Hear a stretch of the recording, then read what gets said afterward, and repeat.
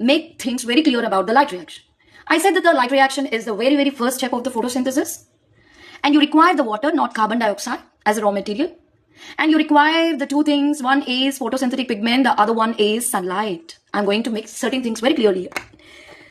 Madam and sir, if people ask you, the photosynthesis chapter is in all the small and higher organisms or higher plants. What is your answer? This chapter is all about the photosynthesis in higher plants, right? So now, another point, very important point that should be very clear to you.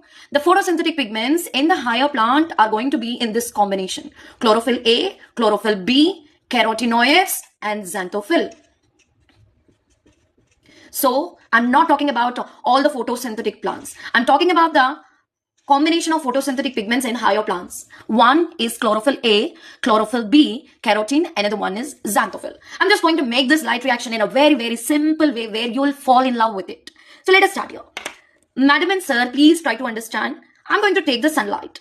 Yes, let's make it in a very brief way. Let's say there is a sunlight. And this sunlight need to be trapped by the photosynthetic pigments.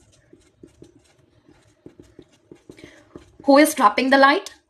Photosynthetic pigments are trapping the sunlight. Yes. Who is trapping the light? Please tell me. Who is trapping the light? Photosynthetic pigments are going to trap the sunlight.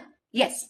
So now another question. I'm just going to make it very clearly. Madam, we are having the chlorophyll A, chlorophyll B, carotene and xanthophyll. Which photosynthetic pigment is going to trap the sunlight?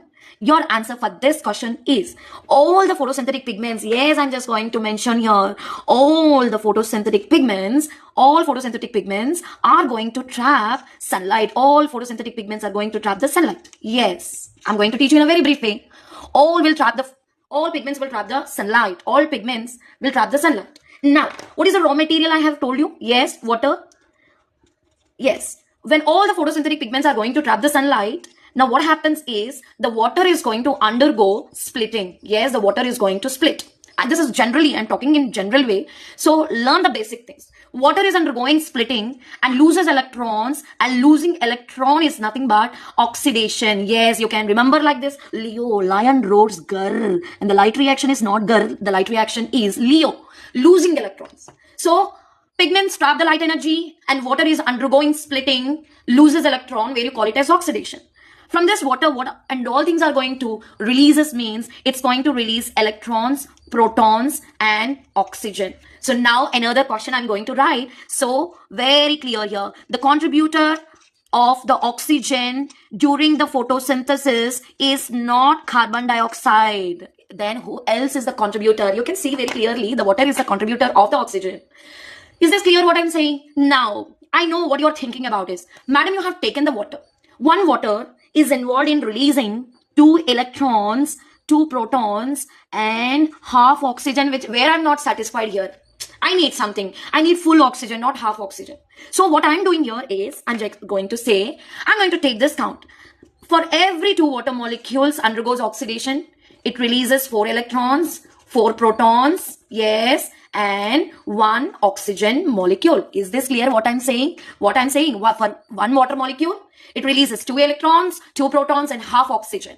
For 2 water molecules, there is release of 4 electrons, 4 protons and 1 oxygen. Right. Now what happens here is, I'll make it in a very brief way first.